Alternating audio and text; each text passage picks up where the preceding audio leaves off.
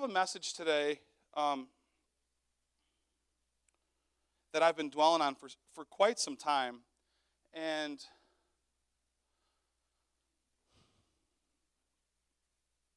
it's something that, Lord, give me the words to speak, because it's something that's afflicted me so many times, and it always tries to come back.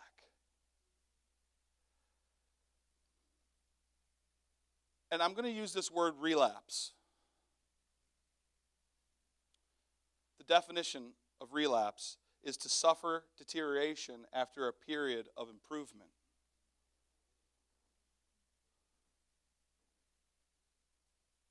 And I refuse to deteriorate.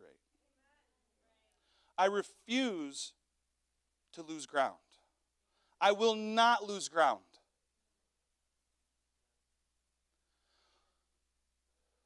We're often faced with these. Let me give you an example. Summer camps as a child. Summer camps as a child for me was the most emotional time. It was so hard for me. Like, I cried like a baby. I'm being serious with you. We would all go, we'd all hang out for a week, and we felt like we were the biggest world changers because a couple preachers came in, right? And they're like, you can do this, you can. I would go back, and my friend, we call him Toddy, and he was so affected by the youth group, or the youth camp, that he decided that every bit of Christian music was evil. So I caught him throwing out his CDs. I'm watching the Newsboys go in the garbage. I'm like, what are you doing? Well, the preacher said that all music is evil. And I'm like, whoa, whoa, whoa, whoa, whoa. Wait a second. He was on that youth camp high. See, the issue with the youth camp high is you throw all that stuff in the garbage, and then your mom comes along and bags it all up and throws it out, and then the trash guy comes and takes it away, and then all of a sudden, 2 weeks later, you're like, did I throw out my Not Ashamed album by Newsboys from 1997? And you're like, oh, the relapse hits. The relapse hits. And I could just remember that, like, when at the end of every week, we would all sit around and have these big powwows, and we'd cry together. And I mean, you would have thought that half of us were in Australia, and the other half were here, like halfway around the world. I mean, we're like an hour and a half from each other. And you're like, you're never going to see this person again, and you're just bawling and crying. And then all of a sudden, the pastor's wife gets up there, amazing voice. I mean, just the sweetest lady. And she'd hit the keys and just start singing, friends are friends forever, if the Lord's the Lord of them, and a friend will not say never, 'cause the friendship will not end, and it's hard to let you go into the Father's hands, we know, but a lifetime's not too long to live as friends. And I was like, and we're all on the ground weeping at this point. And we're promising each other. I'll write you, I promise. I'll write you a letter. This is 1990-something, so we didn't have iPads and iPhones and the interwebs and all that stuff. So, we'll write you, I'll call you, and then, you never do. You never do. And over the next 2 weeks, that song kind of rings out in your head, friends are friends forever. And I don't even get that part of the song.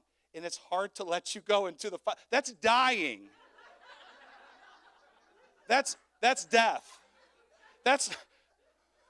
I'm going to see you next year. We're going to have a great time together, okay? Maybe we need to rewrite that song, Michael W. Smith. But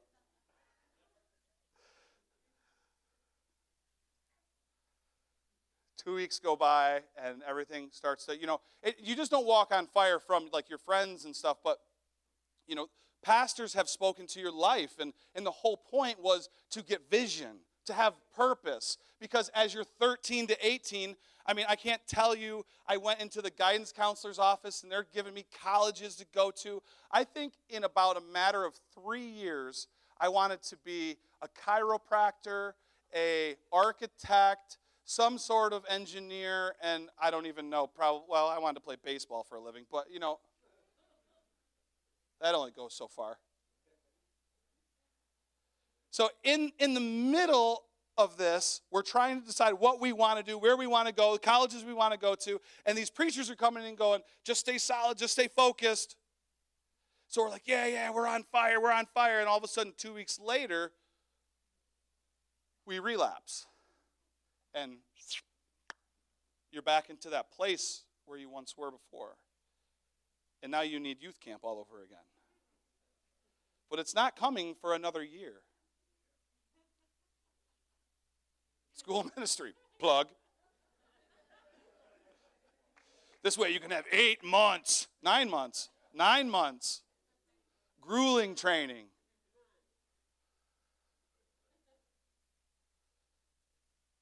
So many times, another example would be even inside of ministries. There's so many of us that have picked up ministries, picked up things to do in the church, to do in life. Things that we want to, it's like that New Year's resolution. Maybe that's even the best example. What's like the biggest New Year's resolution? Diet. I want to lose all this weight. And we all think like the parties are starting to go away now, the cookies and the ice cream and the cakes and the pies. No, there are leftovers, man, and they are sitting on the counter and they're staring at you. Staring at you. And then you have that 2 weeks where you're strong. But there are so many preservatives inside of these cookies. I think it's on purpose so they don't mold. They stay there in front of you. That when January 15th rolls around, they're still there. This is a good time to share a testimony about my wife, though. Because one day I came home.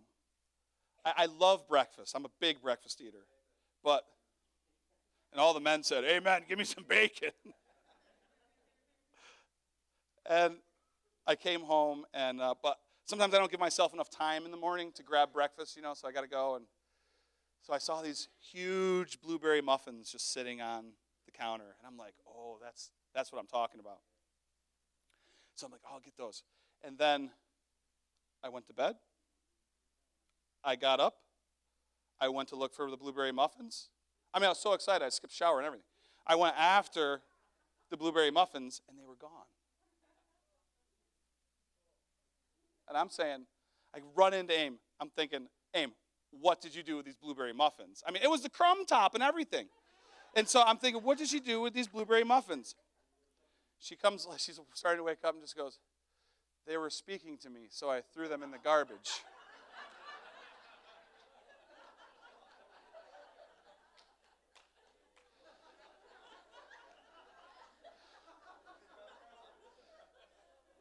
You're going to tell me an inanimate object spoke to you with no mouth, and you threw it in the garbage. It must have, maybe it was like January, like in that first 2 weeks there or something. We went on the diet, and then you were just like, you throw them in the garbage, they're talking to me. But I use that example often because food speaks. The Spirit speaks. The powers at be will speak. Whether it's food, whether it's money. So then what's the issue? What's the issue with these relapses? What's the issue? Why do we focus on something so hard and so strong, and then 2 weeks later we start to, oh no, I'm not getting enough help. So you take on a ministry, you start running with it, you have all these ideas, and then you realize that you're a lone ranger. And sometimes it's because you want to work as a lone ranger. I've been there. I've had to do a lot of work because of that with zero help. Or you start to get excited about something and people start to join the vision and they start to work, but then it's just too much work and everything starts to go down and down and down, and you've made all these promises to your pastor or to your husband or to your wife, and the finances are going up and they're going up. But then we got to go out to eat, and we need these extra groceries, and little Venice was calling, and you can't give up on that sauce. You have to go after this thing. And we let these things speak to us, and then the money's gone. So this thing that I'm calling relapse happens, and we don't, I think sometimes we just don't properly know how to deal with it. We don't know what to do. We feel like it's a lost cause just because, it happened before, so it's okay if it happens again. And we kind of give up on it that way. It happened before, so I guess that's okay. I'll get through it. And then the next ministry comes along, or the next opportunity arises, and you grab onto it with two hands for 2 weeks, and all of a sudden,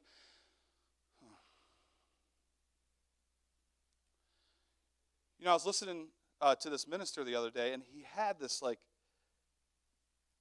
maybe you know this too, and so before I go there, I want to just rewind for a second and say, there's some of you that are going through this.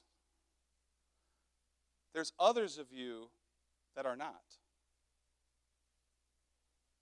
So it takes the ones that are not to help the ones that are. Encouragement. That's what this local church is all about. This is what the body is all about. We have to encourage one another. We have to encourage one another. That's all we have.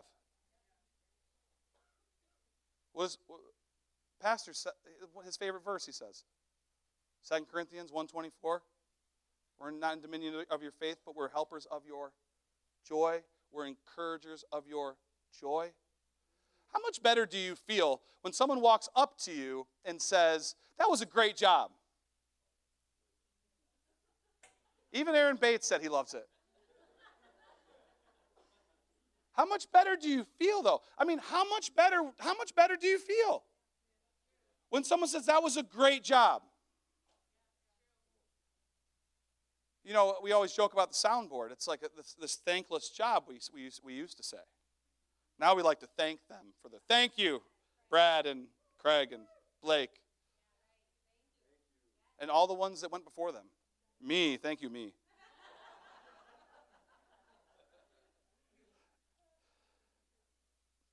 But we have this thing about that's just it's a thankless job where all you hear are complaints.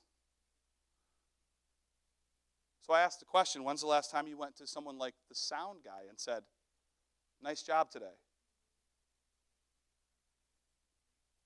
And the crowd goes silent.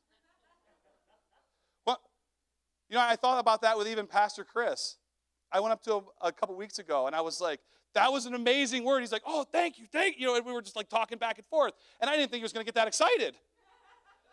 I'm thinking he hears this all the time, It's like he just spills out revelation. But now he had a genuineness in him that said, thank you very much. I appreciate that. We all need that. We all need that, especially your pastors, especially your leaders, whoever you run into, they deal with everybody's problems all the time. So sometimes all you hear is the bad. And you're trying to make something out of it into a good situation. You're trying to lead them into life.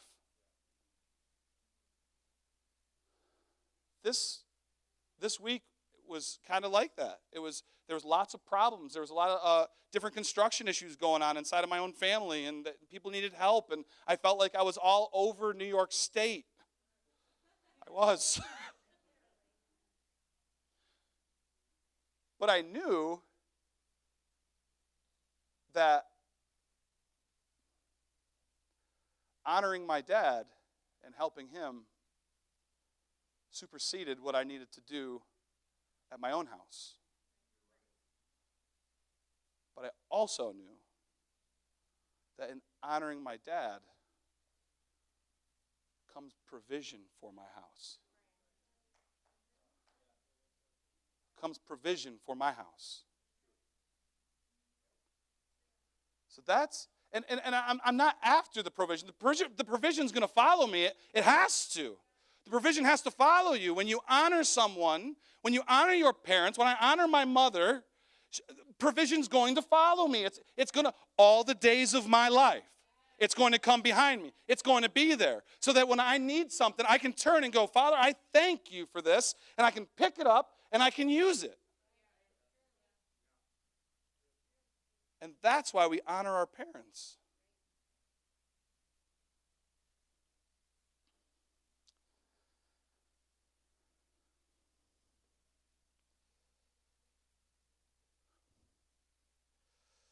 So putting the thoughts, so the relapse happens because we are stuck on the thought instead of putting it into action. So the relapse in our own life is us dwelling on the thoughts that God's given us. God-given thought, we're thinking about it, but for some reason, we can't put that sucker into action. So how do we get that into action? How do we do it? How do we stay on that gravy train? That's the gravy train that I want to stay on. Like I said, that's going to follow me my whole life. That provision's going to be there. It's always going to be there. So how do we stay on that gravy train? How do we? You know, some people,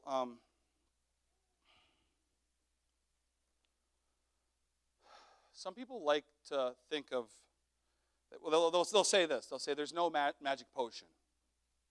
There's no magic potion to Christianity.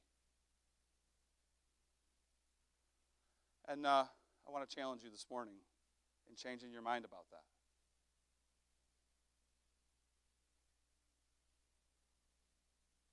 Because what I'm realizing is that it's not so much a magic potion, but God is a God of order. Everybody wants that step 1, step 2, step 3. And step 4, okay, I'm there. I have arrived at my destiny. I've arrived at my destiny. They want to hear that. 1, 2, 3, 4. If I do this with my food and I do this in exercise and I do this, this is what's going to happen here. So what's the problem with the magic potion then? What's the problem with that magic potion? I'd like you to consider that there's nothing wrong with that magic potion. The problem is that the magic potion, it never gets ingested. It never gets ingested. We don't drink it. We don't do what the Lord say do. And then we wonder, well, God, you told me, you prophesied over me, you said these things, you're the one that said it over me. You have to bring it to pass. Oh, do I? I believe I also gave you these steps to follow, but you haven't. How do we stay on that train? How do we stay there? Do you listen to your prophetic word? Do you talk about it? Do you talk about your prophetic words? Do you talk about what's going on inside of your head? With your husband, with your wife, with your kids? Do you talk about it? Can't remember his name. This guy once said that his name was something Roberts from the Welsh revival. Evan Roberts. Thank you, Ken. But he was saying that the problem with Christianity is that we internalize everything and we externalize nothing. We internalize, we think we can solve the problem inside of our head, but it never comes out. We need it to come out. We need you to put it out. Say, I'm going to put it out. We have to put it out. Okay, so there's this illustration of, let's say, my favorite one right now is Violet, because she really could care less who's in the room. She externalizes everything. She even talks to me now.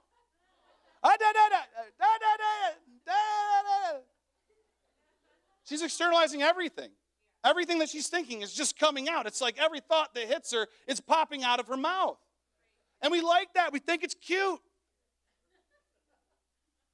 But what I'm starting to realize is that the communication is starting there. They're talking there.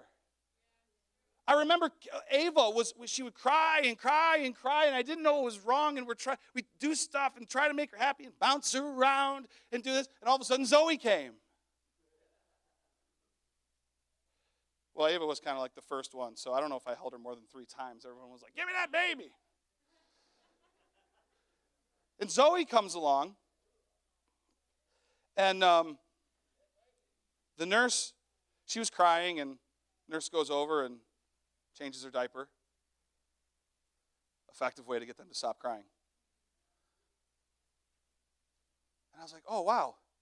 I said, you got her to stop crying. She goes, oh, yeah. She goes, well, they only cry for a couple of reasons. I'm like, oh, they don't feel good. They have a dirty diaper. They're tired. There's just a couple of things going on inside. And they're externalizing to you what the issue is. They just can't use language yet. They're using baby language, crying.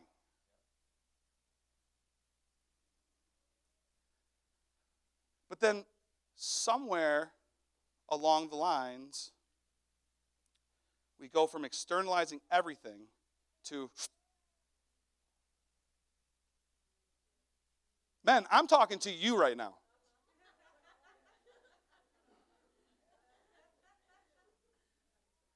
I'm being honest too. I mean, there's some of you that are good externalizers. Thank you, God, for good men, externalizers, communicators, talkers. Guys, as much as I can yak, sometimes I just sit at home and stare at the wall because that's what I want to do. But sometimes, as a leader, as a man in your house, you can't do that. There's a problem, and I think I have 4 girls. Well, my excuse is,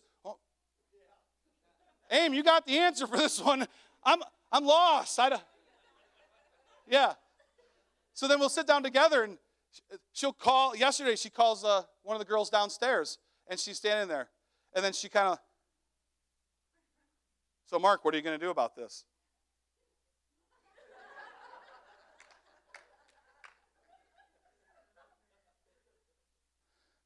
So in our house, there's Marge and Mark Ropecki sometimes is over, so like we don't answer until a last name is slung. So if there's an Elbin or a Ropecki or something like that, oh, it's us. There was none of that last night. I was helpless. I had to answer the eternal question of what I was going to do. But do you think about that? We externalized everything when we were young. And somewhere along the lines, it was like, I can do this for myself. I got this. But you don't. Because we need each other. Because we need the body. You've been planted here for a reason. And if you look around, everyone just kind of move your head around and look, you'll see your reason. You'll see your reason. So we've got to start externalizing these things. We've got to start externalizing vision. So many times I've had things inside of my heart, and Aim goes, I don't know what you're thinking. And I'm like, well, I thought I told you. And then I'll go ahead and spill my guts for 2 hours. And she was like, I want you to know that's amazing, and I never heard that before. And I'm just like, 15 years of marriage, and you've never heard this before? But no, she hasn't, because I decided to internalize something that I really wanted to work on, I really wanted to do, because I thought that me and God could really figure this out together. But then as time goes on, I realize, I don't really have, can I share something about the school of ministry real quick? God gave me the same vision years ago. I had something called the Grace Mission. And it was something that was about the school. And I saw it. And I was like, I see it. And I was talking with Dave about it the other day. But I realize now that I saw something, but it wasn't for me to do. And then Dave comes in. The man's like a master planner. Like, I just see him, things I would never even think about. Bam, bam, bam, bam, bam, bam, bam, bam. I'm like, I'm glad you're here. But it's the gift inside of him. And then as you honor the gift inside of a man, your gift is also honored. So I would urge you in this scripture, live by the sword, die by the sword. Live by your war, die by your war. Live by love and die by love. That's what I'm going to do. I'm going to live by love. He was just giving an illustration. Well, if you live by the sword, you're going to die by the sword. If you're going to live by the law, how many times have you tried to cast law on somebody and it comes back to you and you're doing the same thing? Surprise, surprise, right? Oh, I was gossiping. But I was just talking about that person that was gossiping. And I got you. But what's wrong with living by love? What's wrong with living by peace? What's wrong with living by joy? What's wrong with living by long suffering? What's wrong with living by self-control? There's no law. There is no law. Isn't that amazing? There's no law.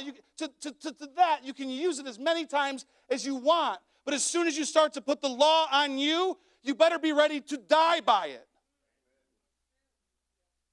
It's going to hunt you down, man. That's its job. That's why we could never live by the law before. That's why we always needed animal sacrifices. That's why we had to do all that junk. To keep cleansing, and to keep cleansing, and to keep cleansing. But one. But one sacrifice for all. One sacrifice for all time. And God had to turn his back on that sacrifice for you to receive everything that you're living in now.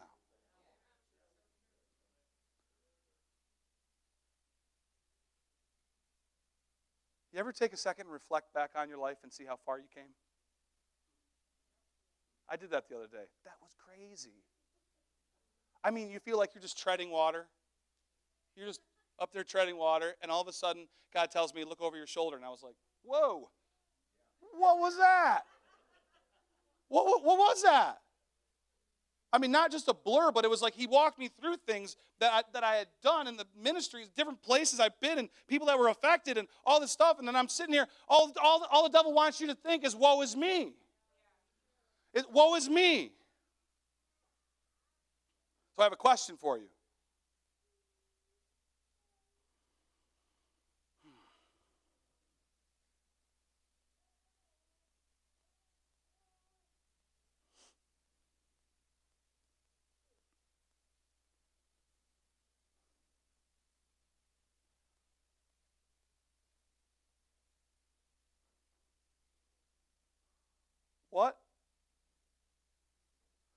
What are you talking yourself out of that God is trying to bring you into?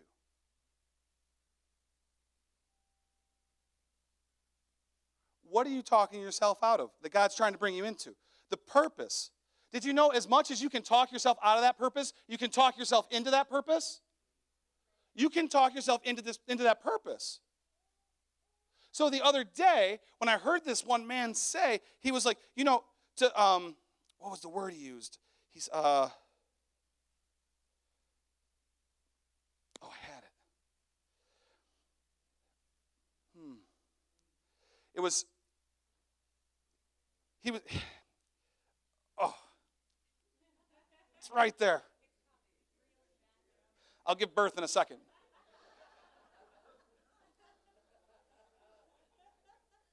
Okay, I'm going to use a different word. So, because you can use the woe is me thing. Did you know that you have to talk yourself into that? You have to talk yourself into the woe is me. You have to talk yourself into defeat. You have to talk yourself into defeat. Just as much as you can talk about your purpose and what God has for you, you can talk yourself into defeat, or you can talk yourself into that purpose. You can sit down as a child of God, or you can stand up as a child of God and say, this is who I am. This is where I'm going. And you can start externalizing and start putting that vision out so everyone can hear it. Because if I can't hear your voice, I don't know where you're going.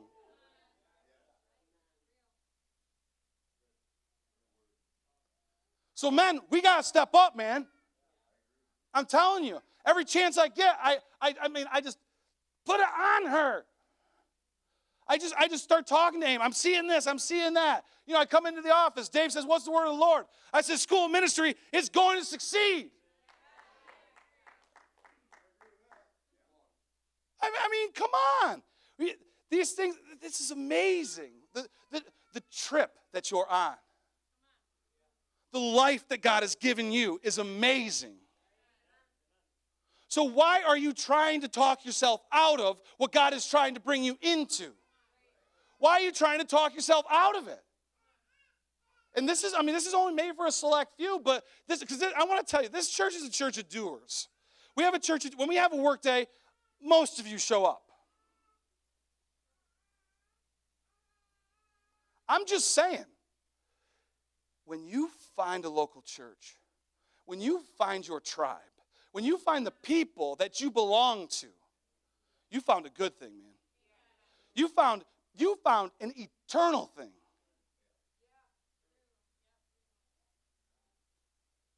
Dig your heels in and work. Dig your heels in and work. Do what God say do. Do what he called you to. Don't let the devil start talking you out of your destiny. Don't let him start doing it.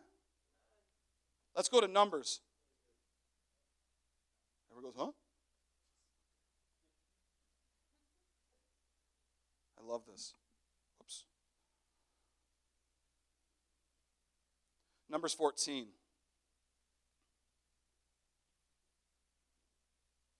Where is it?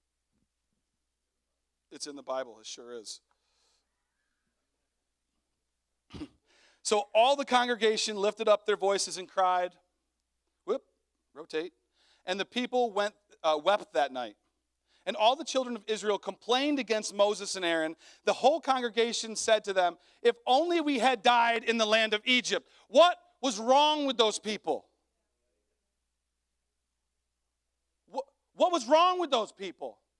If only you had left us in Egypt to die, Moses. We would have been better off dead than out here.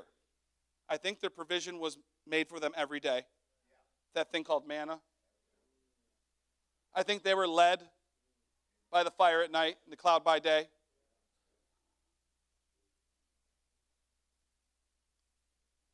Why has the Lord brought us to this land to fall by the sword, that our wives and children should become victims? Would it not be better for us to return to Egypt? So they said to one another, let us select a leader and return to Egypt.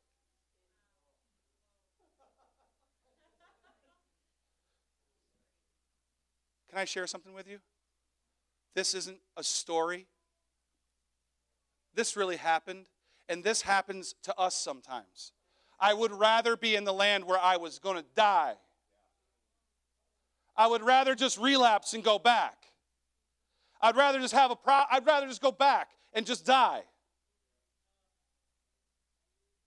What did they have in front of them? The promised land was in front of them? Then Moses and Aaron fell on their faces before all the assembly of the congregation of the children of Israel.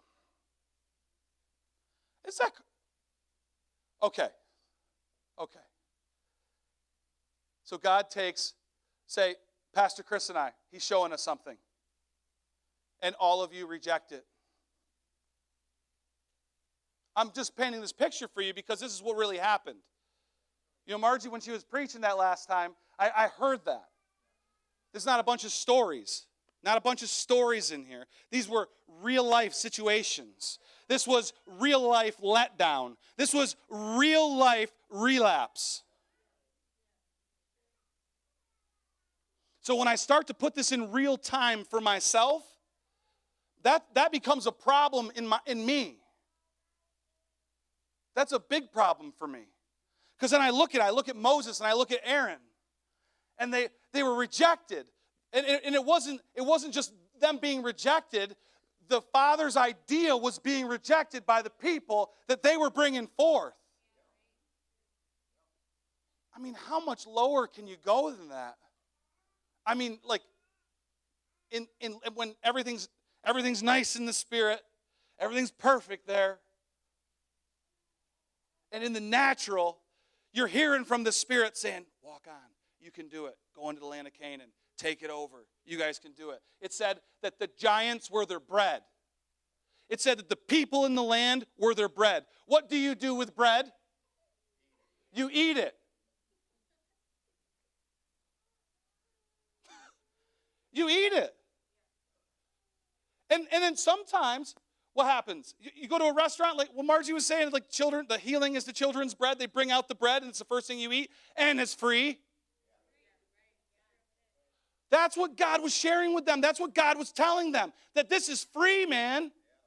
This is a free ride. This is the gravy train that you've been waiting for. This is what you want to be. This is where you want to be, and this is how you need to do it. He was giving them all the instructions, but they wouldn't drink the potion. They wouldn't drink it.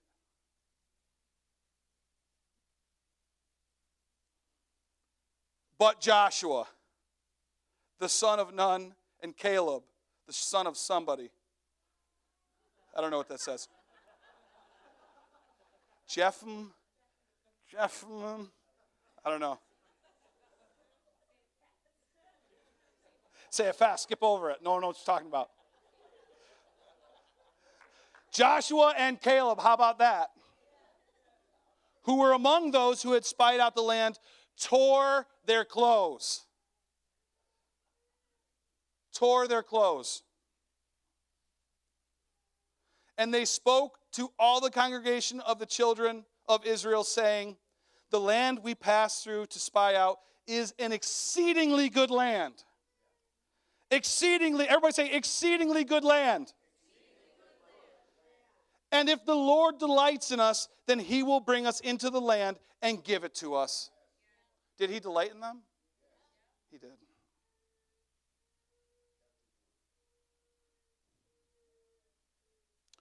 For if the Lord delights in us, then he will bring us into the land, into this land, and give it to us, a land which flows with milk and honey. Only do not rebel against the Lord, nor fear the people of the land. They are our bread. Their protection has departed from them, and the Lord is with us. Do not fear them. Don't fear the giants in your land. Why are you fearing the giants in your land? What do you have to fear? We have nothing to fear. We have nothing to fear.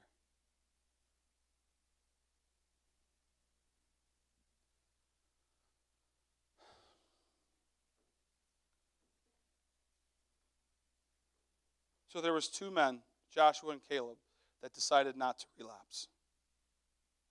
They decided not to relapse. They went in. They were given a ministry. They walked in with their ministry. They walked in with their mantle. They saw the land and said, that's ours. Turned around, walked back. Now, can you imagine that?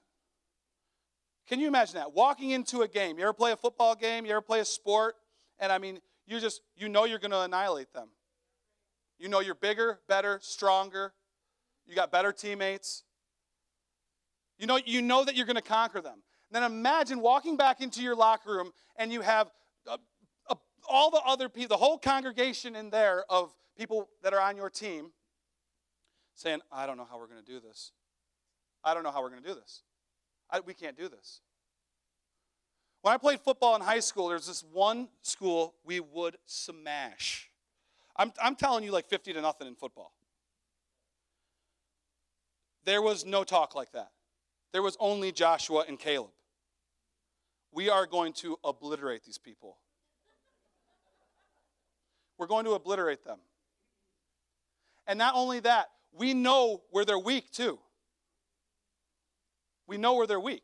So we would hone in on those places where they were even weak to make that score of 50-0.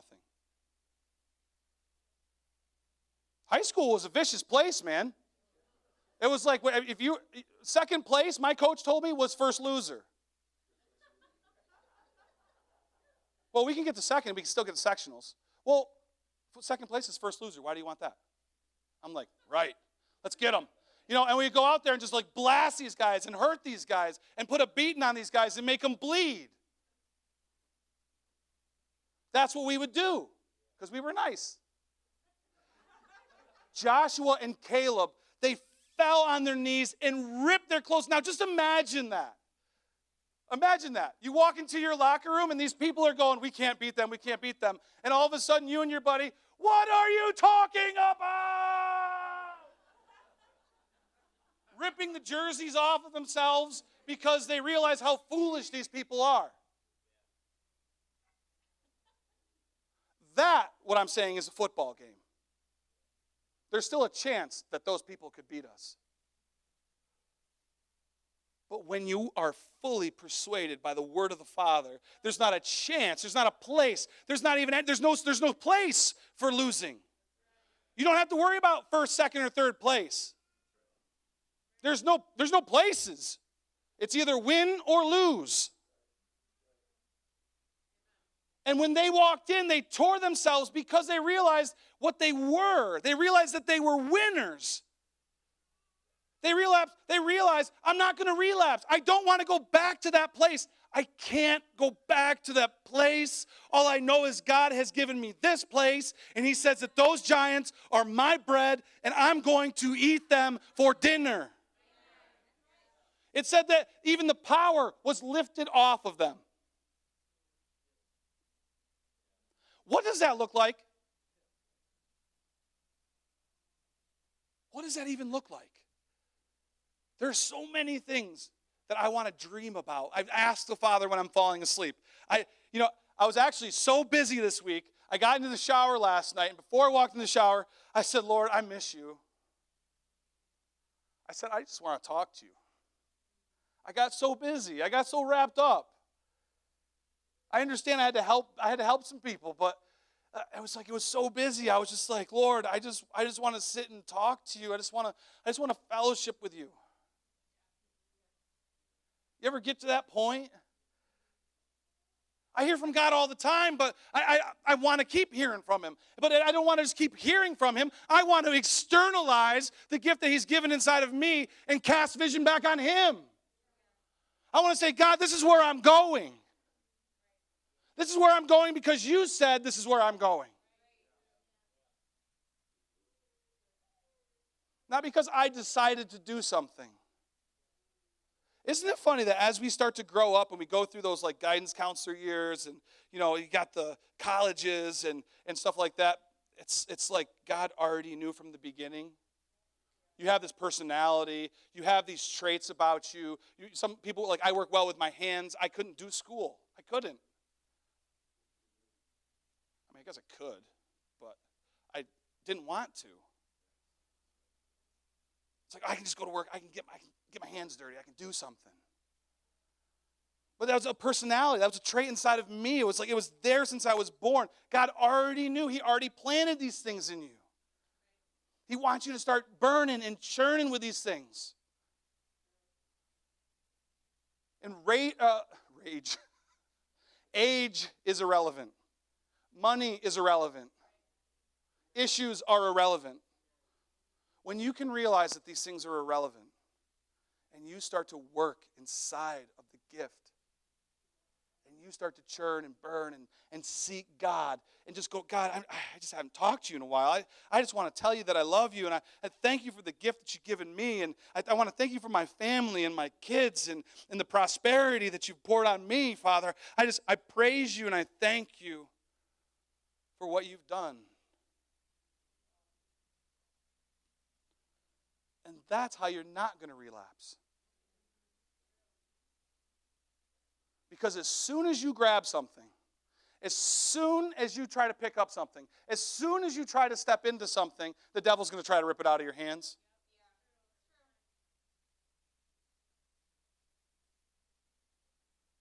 He's coming for it. You don't even have to ask him. He's coming.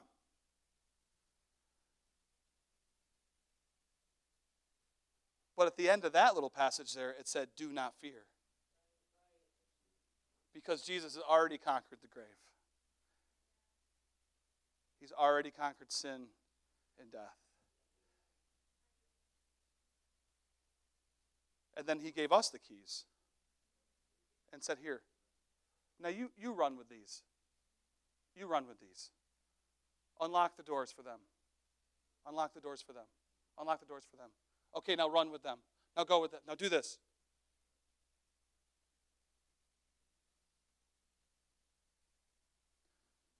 You know, a good coach doesn't just yell and holler about the game. But a good coach will get excited about the game and also instruct you. Also instruct you. That's why a couple weeks back I was talking about modeling. I was talking about for your kids, for your peers, for even for your parents, for people that aren't saved. For what can they expect? When I go to the church, what can I expect? How will it benefit me? That's all right. Let them think that way. Let them think that way for a little while. How will it benefit me? Because we want it to benefit them. We want to help them. We want to help them through their problems. We want to help them through their times. But then there's that moment when they're going to step right out of it and go, wow, it's not about me anymore. And that's the local church that I see. That's the local church that I see. It's help in a time of need. Help. Oh, Father, I love you.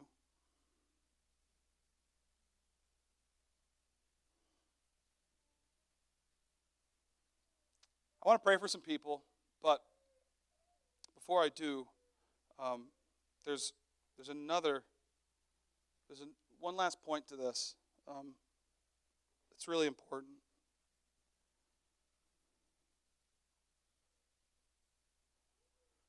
So how does the relapse happen? The relapse happens because we take an idea that God has given us and we dwell on that instead of putting it into action. So we take that 2 weeks and we just dwell on that, but then we realize there's action and then it goes down. As soon as we get this thing, we should put it into action and start moving in it inside of our life and see how it form fits and see how I'm supposed to work this thing.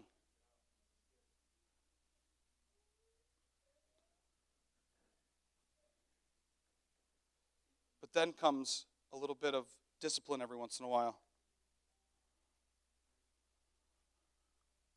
And I want to encourage you guys in this. I met with a guy the other day for lunch, and he was asking me some questions, and I was answering. And, you know, he had somebody in his life that liked to, he said, liked to yell at him a lot. And he couldn't take it. And I knew this guy. I knew both of them. And so he goes, but I just couldn't. I thought this guy loved me. I thought this guy, he was by my side. He was helping me run. He was helping me do this. He was, but then he let me down. He'd always yell at me. He never let me be me.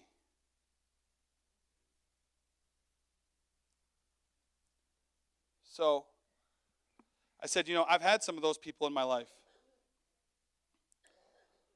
But I had to realize all I hear was the yelling. And it would turn me off. Sometimes people in our lives that are leaders, they speak loud.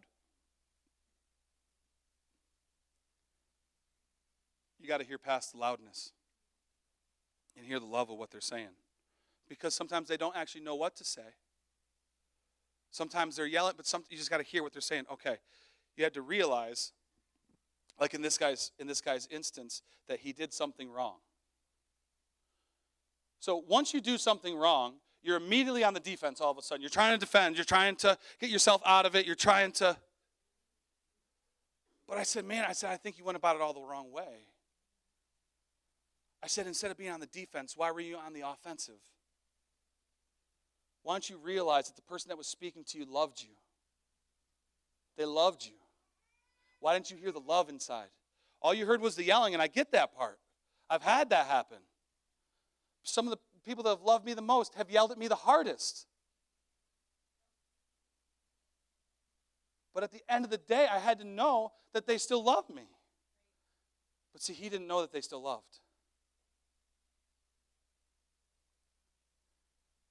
So inside of your journey, when you decide to pick up whatever you're picking up, whatever ministry, family, whatever the issue is, and you pick it up and you run with it, you got to be ready for some discipline. You got to be ready to hear. You got to be ready to hear some hard words sometimes. Sometimes it's rough. Sometimes it's not right.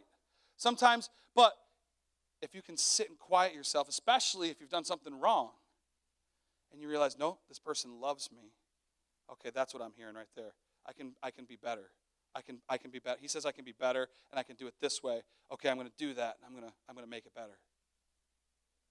I'm going to say I'm sorry to this person, so that way I can keep on moving. I'm going to write a letter to this person, so that way I can keep on moving. God needs you to keep on moving. He needs you to keep on moving.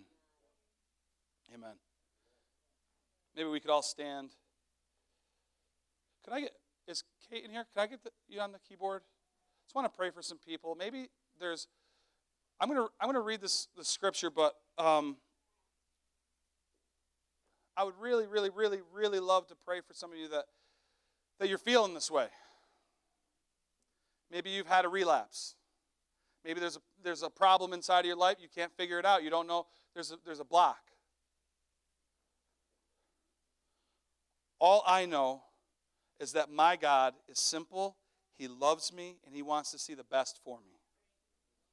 He wants to lead me into success. It was his plan. It was his idea. He's the one that led me there. He's the one that gave me the idea, and then you need to move forward with it. I was just reading earlier about in 2 Corinthians 13:5.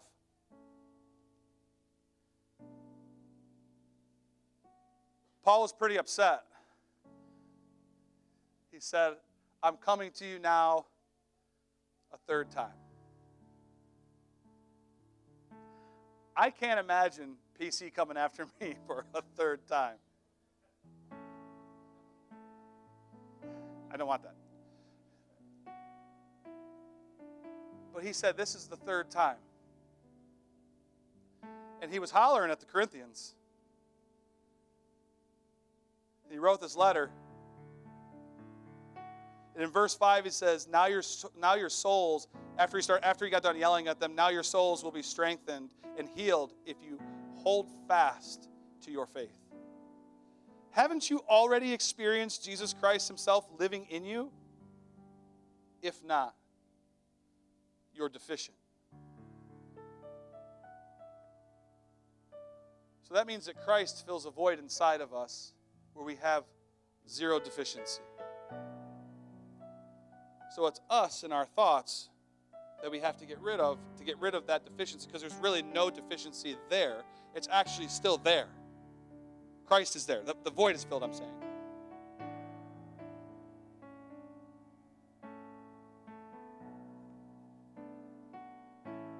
And in that definition,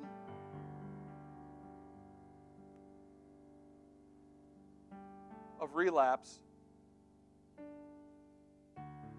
to suffer deterioration after a period of improvement.